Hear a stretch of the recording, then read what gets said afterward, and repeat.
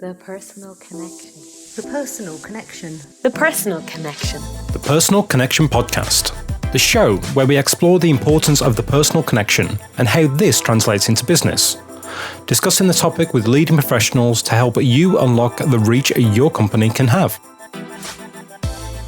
The Personal Connection Podcast, brought to you by Emotive. One chance to interrupt, make it count. Imagery that instantly connects. So today on the Personal Connection Podcast, it's all about marketing.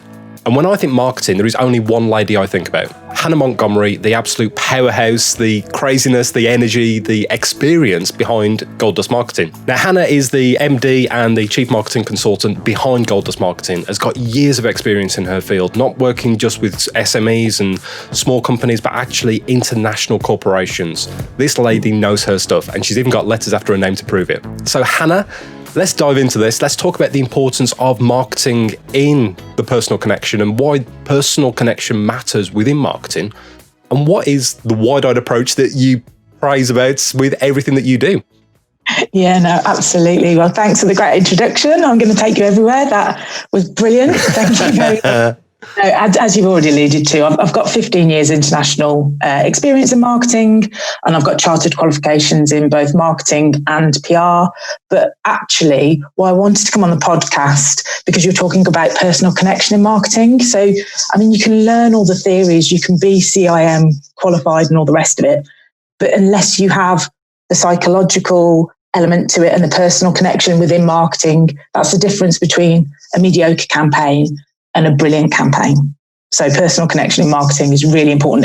It's kind of how you can give your brand a complete differentiator to everybody else. Yeah, totally. I mean, that's why I set this whole thing up, because yes, I think about it from an imagery point, but it matters on every single level. And it doesn't matter if it's a mom and pop company down the road or whether it's a huge international brand. They still need to own their personal space and be honest and open and authentic with their message, because otherwise people see through the BS, don't they? That's the point. Well, that's it. It's vastly more important, for a B2C company to have the emotional connection. And with some B2B, it is. But whatever the personal connection is, it's your core values, it's being true to the brand, and people can spot a faker.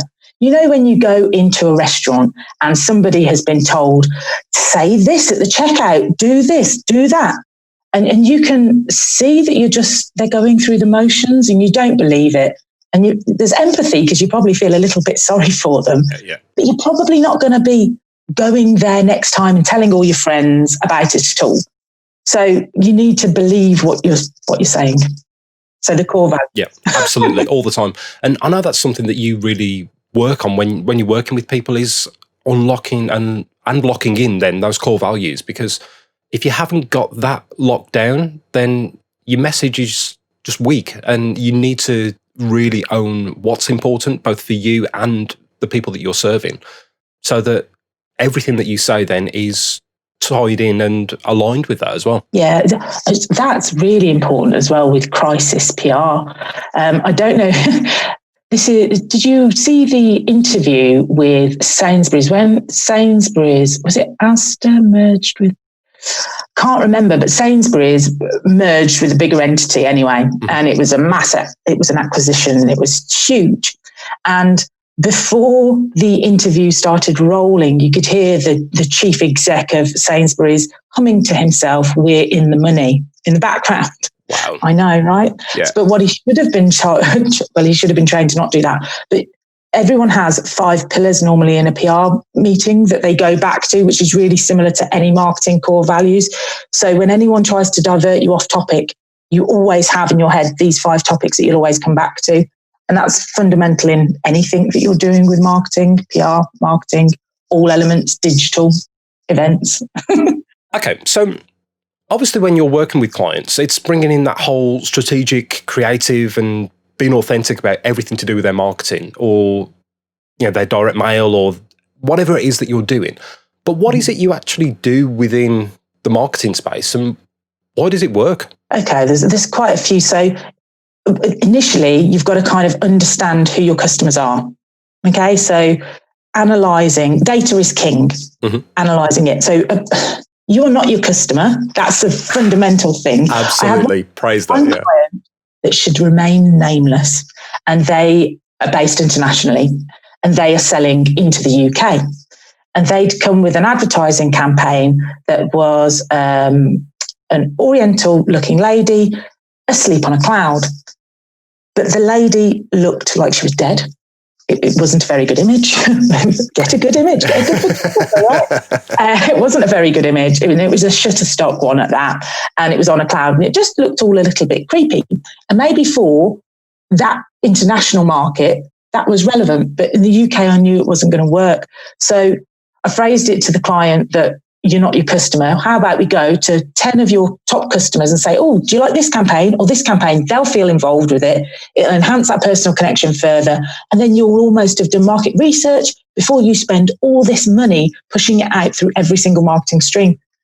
Shockingly, everyone went with the one that I'd recommended, but that's just because it was a UK audience. It might have worked internationally, but it's understanding how people interact with your brand, asking them, stay connected and always listen to the feedback, and not one size fits all. So there's different buying personas for even yourself, for me, for international companies. It's not just going to be Jane that lives at the street and she loves a coffee in the morning and she loves this. There's going to be different buying personas all over the place. So it's understanding that your personal connection has to not isolate anybody. Yeah, but it's also got to be strong enough to speak directly to Jane as well, doesn't it? That's the balancing act. And it's almost you've got to multiply yourself or split yourself for each campaign as a slightly different persona. Almost like you talk to people differently. If you walked into a business meeting or if you walked in to see your mates in the pub, you're still you, but there's a slightly different version of you. And it's almost that you have to put that different personal connection forward, that different persona forward to speak in a strong way to Jane or whoever it is that you're trying to communicate with. Well, that's why supermarkets are so clever, because they clicked on to getting data straight off the bat. So think Tesco, you think club card, loyalty cards. I did, when I was doing my degree, I did my whole dissertation on loyalty cards. And I don't actually think that they promote loyalty, but they're clever because all that information that they get on you to help you have that targeted marketing. So when it lands when they do their direct mail and you get something landing on your doorstep that says 10% off that shampoo that you love using. And you're like, oh gosh, I do love using that. And yes, I haven't used that for a while because they've analysed the data on you. So that's personal within an nth of its degree, that direct mail that they send out. And that's based on the data that they have on you. Absolutely. And you see it all the time when you're shopping online now. Online retailers are so clued up on it where you go and look at a product, but you don't buy it. Then everywhere you go on the internet for the next few days, it's following you. And if they're clever and it's not actually about selling that product, but it's something to do with it, then you'll more likely click on it. When they're just going with a cheap company that's said, oh, we'll just retarget, we'll just put it in front of everyone again. That doesn't work because you just see it as an advert. But if you're clever with it, then you can easily follow people around the internet, can't you? That's as a business, it's so simple to do. And so powerful. Just continually being, I mean, even if you just separated, I mean, huge corporates have digital teams that are always educating on the new techniques and the new things that are happening. But have you seen those personalised TV ads? I've been watching television through my iPad when I've been travelling around, and something will pop up and it will say, one advert was, would you prefer to see this advert by the cast of Hollyoaks, by the cast of something else, or the cast of something else? And then you chose, and then you watched that advert based on your decision. And there's also personalized ads, and I don't know where it gets my data from, which once again is the talking iPhone all over again. When they go, Hannah, would you like this chocolate bar? And I'm like, whoa, wow, that I wasn't engaged with that because I kind of turn off when the adverts are on. I mean, it creeps me out, but it got my attention, so it might not be quite right. How far away are we from like Minority Report sort of thing, where you walk into a shopping centre and every single thing is speaking directly at you? but does that tie in with your core values, and what is the message that you're putting? Personalization in emails, when you can use things like MailChimp very easily and send out something in one click that goes out to different people. Personalization in emails, A/B testing. I love that. Do you know what A/B testing is? I do, but of course the listeners may not. So please dive in and explain why it works. So why do people click on certain emails? I mean, I much prefer hard copy direct mail, but email campaigns still have a place.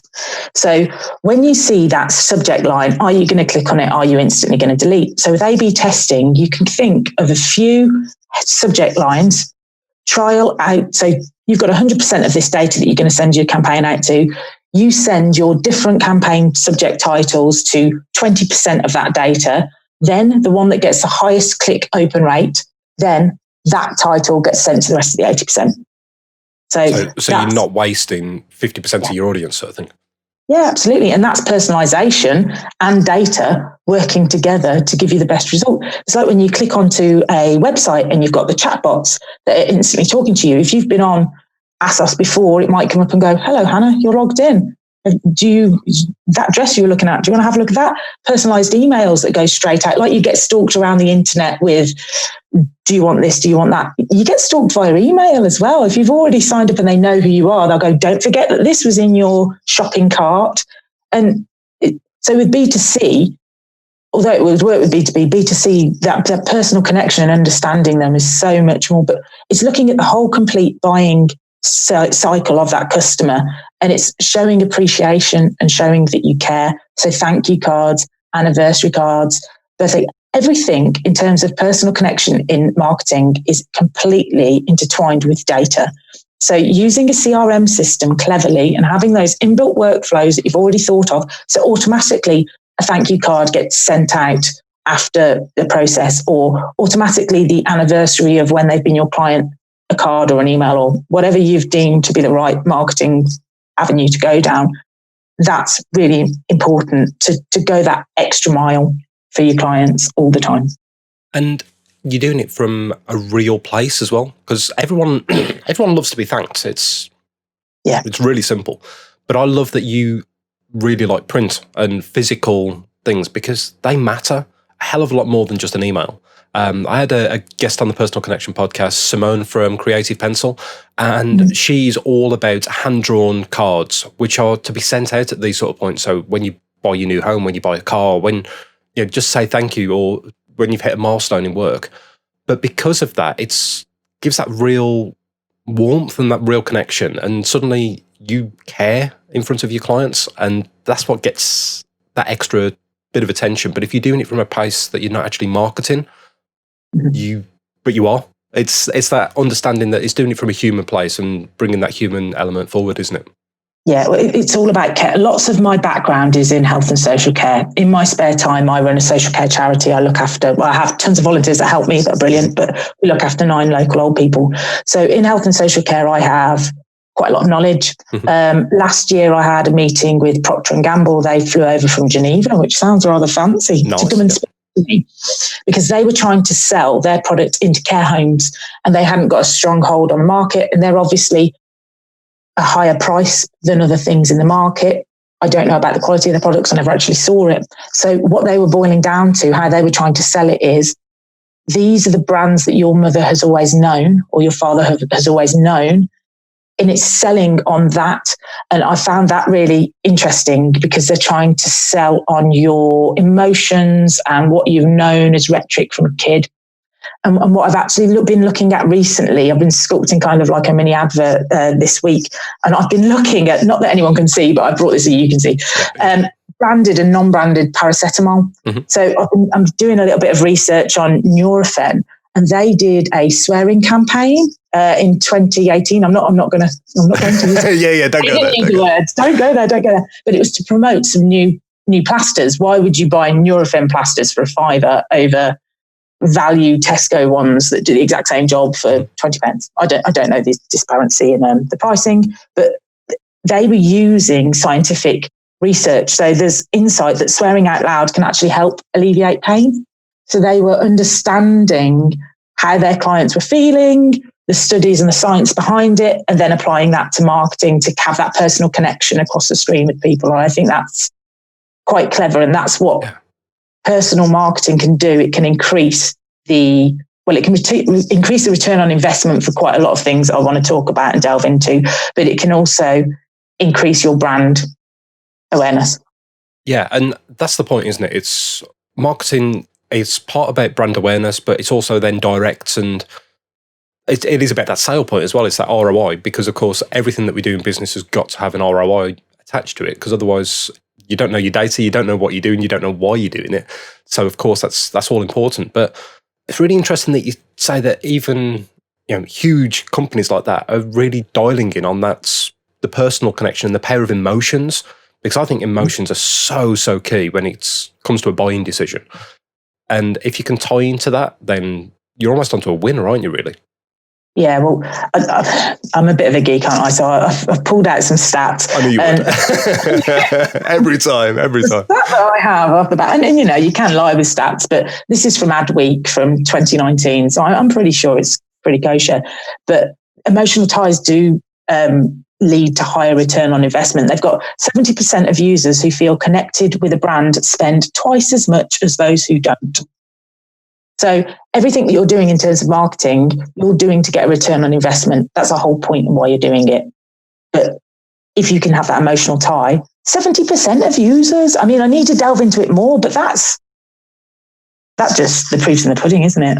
Yeah, I mean, that sort of says it all, doesn't it, really? But wow, what a huge stat, really. But it's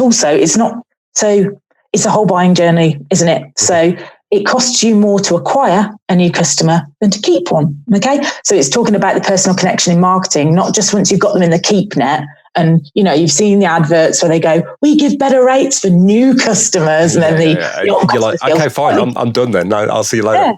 Yeah. We won't mention any names, but we know the brands that do that. Yeah, exactly. So keeping communication with your current customers by phone, maybe having a power hour each week that you dedicate to, because I have a thing called a 15-minute wow. Mm-hmm. So I always go the extra mile for my clients. Why would they go with Golddust Marketing over anybody else? There's tons of consultancies out there, because time is money, and we'll allocate an extra 15 minutes on top of whatever we're doing for you to give you an extra wow that's then denoted on your invoice.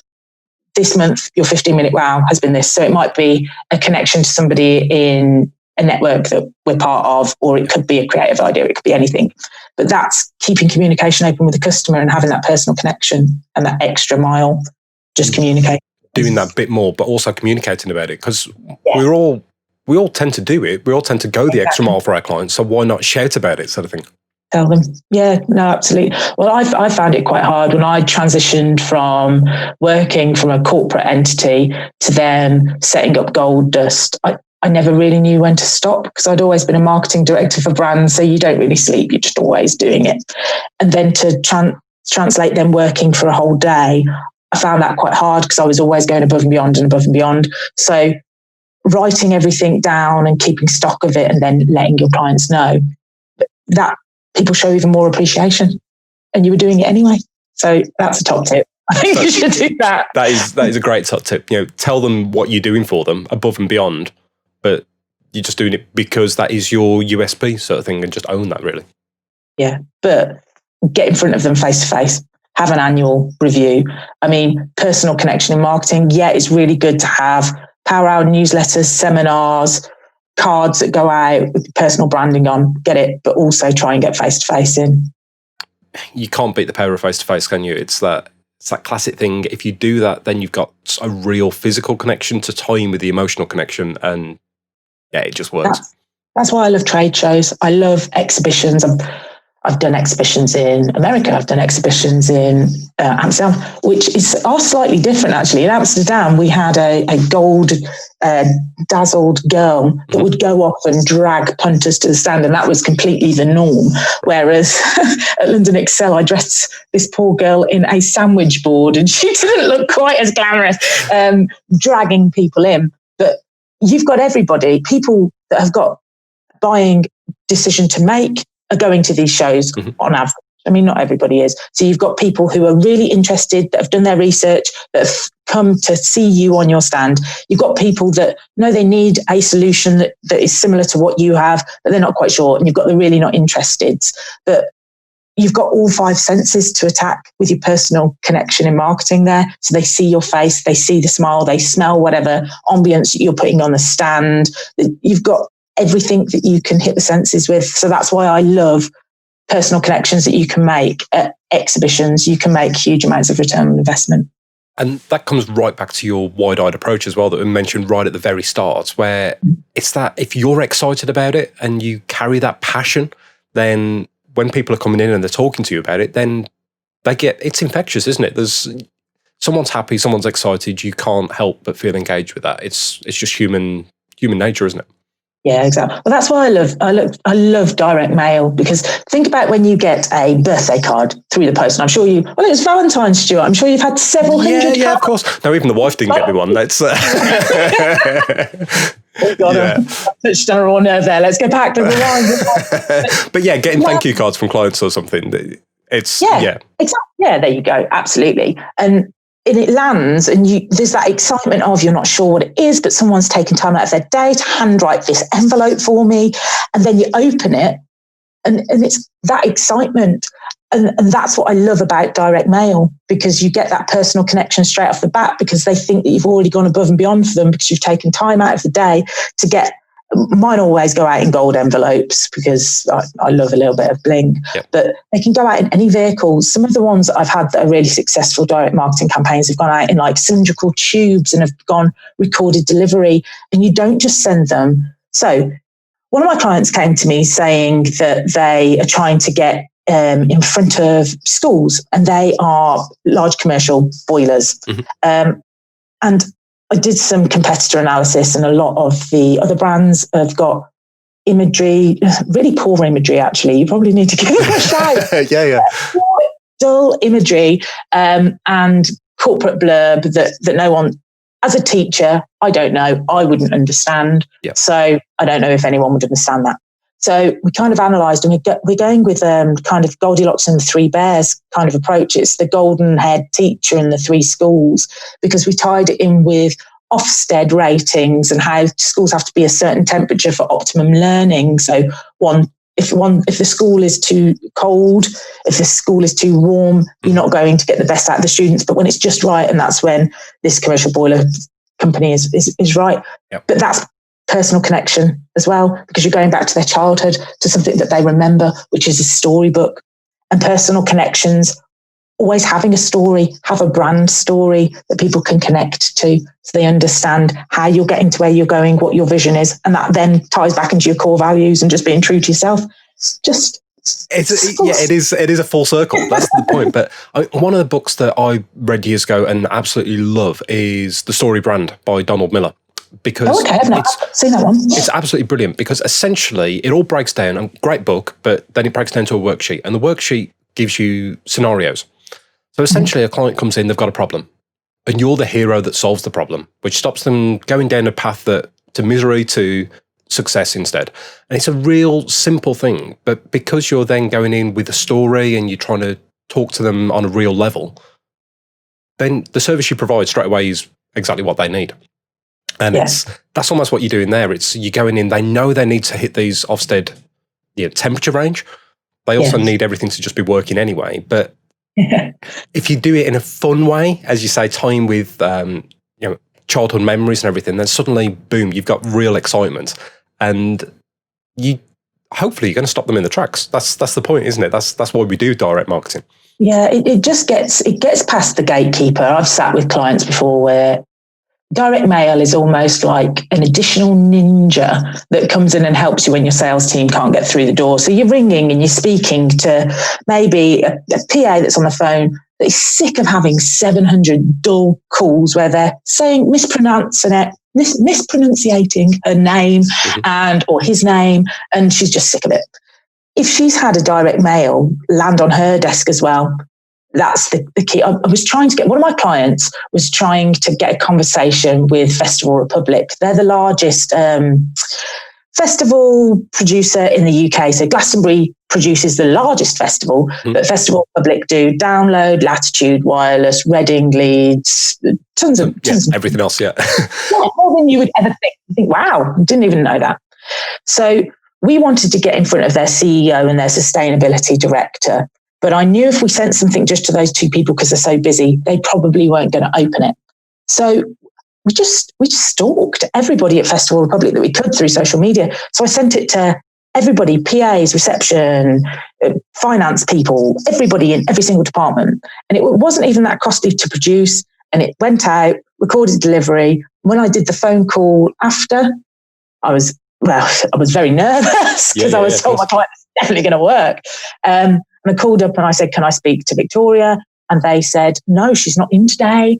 And I said, oh, did you get those green envelopes? Yeah. Yes, you're Hannah, aren't you? Here's her mobile number. She definitely wants to speak to you. Wow. Okay. And that was off the back of a clever direct marketing campaign. And time and time again, I've got so many case studies that show the gatekeepers, when you ring up and say, can I speak to blah, blah, blah? They go, no. Oh, did you get those tubes, or did you get those things with the sweets or whatever? Oh, you sent that? Oh, yeah. Oh, okay. Because they all feel like they know, like, and trust you, because you've built a bizarre personal connection with those people to get passed on to the next stage. And that's why I love marketing. Mate, that is just, absolutely brilliant and so powerful as well. That's the point. So, bang on. What an idea. Well, selling on benefits, you've already commented. You don't sell on what the product is. Mm-hmm. You sell on benefits and solutions to their concerns, because people are to have trust in the brand. How many times have you bought something off QVC? Now, this is probably just showing that I'm on my own. And it promises you the world, that you're going to look like this and you're going to be like that. And then you get it and you're completely underwhelmed because it wasn't that quick fix that wasn't even physically possible. But if they're selling to you based on your concerns, and then you buy, it's not going to be, there's no core and there's no heart and there's no substance to that brand. So it's going to be a one-hit wonder. But they make a lot of money as well. I'm not saying it's ethical. I'm not saying it's the right way to do it. But they sell on concerns when people are weak, and then people buy. So then doing things in the correct way, the ethical way, still use that power, but just bring that within your marketing idea, within your core values, and tie everything together, and then boom, you will get a result. There's no doubt about it. Yeah, absolutely. Absolutely. We'll be right back with Hannah in a second. But I just wanted to jump in and give you an idea. A way that you can get your point of difference, get your 15-minute wow, get your personal connection in front of your ideal customers. And that's through Motiveye. As a creative studio, we are there to not only put you in front of your perfect clients in an authentic manner with photography, but also with video. And think about the power of video with well-curated audio that can really sell a story, a personal story, a brand story. And that's something that your clients will connect with and remember. It doesn't have to cost the earth, and it's something that we can bring together, whatever your budget, to tell your story and connect to your perfect clients. And most importantly, and most excitingly, showcase the difference that you make to them. So let's build your personal brand. Let's build your personal story. And let's get that out there in front of your clients. Find out more at emotiveye.co.uk. You've got one chance to connect. Make it count. Right, let's get back to Hannah. So you've mentioned, it was the first thing that you came out with when we started talking data. And there's so many things about it. And of course, it was in the news like crazy with GDPR and all this. Is data still as valuable as it used to be? And how can we best use it, really? Yeah, data is really, really important. In terms of GDPR, it's a lot. GDPR hits B2C companies when you're going directly to the consumer far more. If you're sending messages to other businesses, then you have more legal loopholes that you can get through things. So as long as there's a legitimate business interest in why you're sending that information to that potential customer that is a business, and they come back and say, remove me from the mailing list, then that's fine. But B2C, you will have only got their data by a data mine, whereas B2B, that information is in public domain. So there's more loopholes to get around it. But I'm registered with the ICO, which is the Information Commissioner's Office. So if you're dealing with any data, so I do direct marketing and direct mail campaigns for people, so I see all of their client data. So then as I'm using that, I then have to be verified by the ICO to show that I'm using it legally and correctly. So if people are unsure in terms of GDPR and how they're handling their data and what they're doing, the ICO have a lot of good resource. And if you are using that data, you have to be registered with the ICO. Yeah, totally. And that's a good thing, because it's stopping all of the nasties that were going around and everything. People are very precious about their data now, aren't they? So it's important that it's used correctly, and it is governed and licensed by the ICO and everyone else. Well, the thing is, you see it all the time. With digital, we've got potentially my iPhone listening into me. We've got people hacking. We've got cyber attacks, and it's evolving all the time because it's new. And there's vulnerabilities and there's weaknesses where you're storing your data potentially, where I am. So to have insurances against GDPR crime, about cyber crime, that would be beneficial. But someone could always put a complaint in against you to the ICO. And if they see that you're not registered with them, let alone using the data incorrectly, you're going to be dead. That could be business. That is going to be business critical. Oh, yeah, totally. I mean, we all saw and heard about the fines that were involved. And yeah, as soon as you get reported, boom, that's it. That fine is landing on your doorstep. So if you are working with someone on marketing, especially direct marketing like that, make sure that who you're working with is legit. It's as simple as that, really. Well, thinking that, is your brand wanting to look like a liar and illegal? Is that one of your core values? Because if it is, crack on and get fined. But otherwise, that personal connection you're not going to trust them. There's going to be that distrust. That discord, absolutely. So no, totally key, mate. Totally key. So when people are looking at marketing, you can go online and search for it, and you don't know who you're looking at and who you're even talking to a lot of the time. But if they're really wanting to dive in with someone that they can know, like, and trust, well, hopefully they'll like you. Yeah, it's what is it? What are I know there's 3 key services that you can provide, and obviously diving in and strategy is one of those. Working with a company to build their whole marketing strategy. But what else is it that you can do for companies, and why should they come to you? Yeah, but why should they come to me? Well, this is personal connection in marketing again. Yeah, absolutely, mate. Put it out there.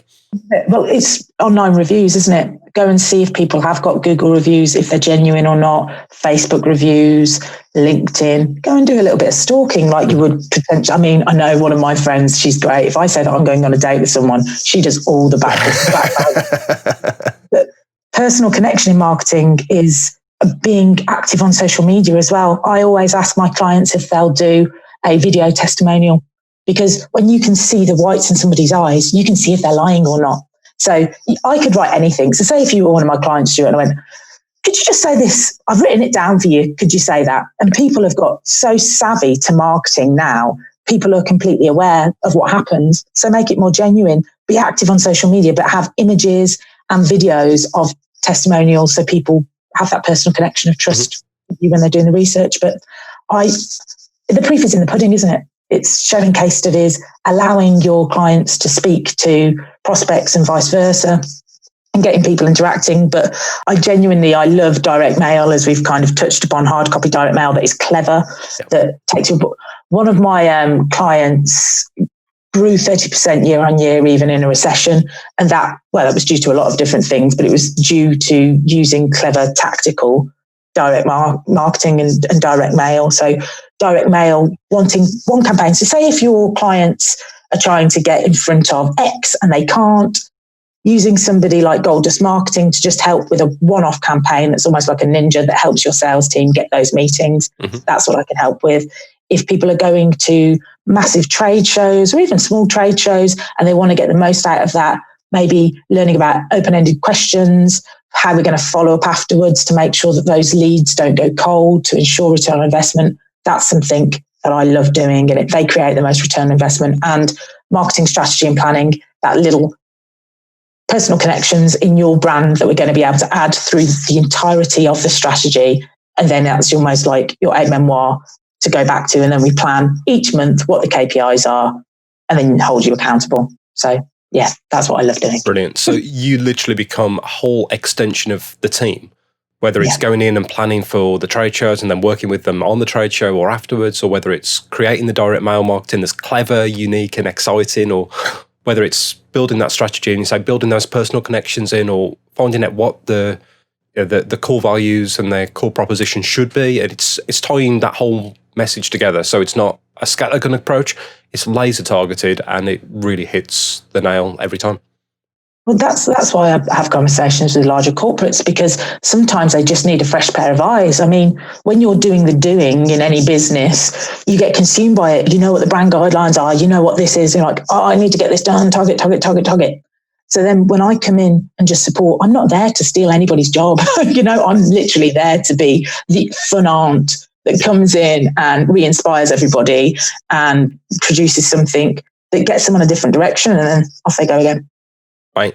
That's what it's about, isn't it? It's giving that real value back to a company and empowering them is all it's about. With you, with marketing, with me, with imagery, it's giving them the tools that they need really to go out there and shout about what they're doing in a great way anyway, but just to get in front of the right people at the right time. Yeah, no, absolutely. I mean, have you ever had it where you've had a poor bit of direct marketing land on your desk and the imagery is rather poor? It has, yeah. I mean, it's quite fun. It's quite amusing, but that means that company then has thrown away that money. So instead, take a step back, look at it properly, and then make sure you get maximum impact for your investment. Yeah, absolutely. Mate, well, this has been awesome. I know when we get talking, we could go on forever. But hopefully people have got a real bit of value from what you've said. But what would be the core takeaways that anyone listening should take away from this with regards to marketing and the power of that within the personal connection? What the top tips to take away, if you haven't got core values, start finding out how to do those. And if anyone wants any top tips on processes in order to do that, contact me, because I've got some process checks sheets that they can just have. Awesome. And keep analyzing data. If you don't have a CRM system at the moment, you can't afford one, get an Excel spreadsheet. Every interaction that you have, note down every little bit of information or potential. When you find out about clients' birthdays, note it all down, start data, and then book him every month to analyze the data and review it. That's how to get the better connections. Brilliant. Because then that can tie into everything you do, and suddenly you're not scatterbraining. It's there in front of you already, so you can perform on it. And you can also track the effectiveness of everything you're doing as well. Yes. Awesome. So you mentioned there getting in touch. Where can everyone find you if they want to find out about what you do? Yeah, if they go directly onto the website, which is www.golddust, which is .marketing. There's an outline of all the core services that we offer.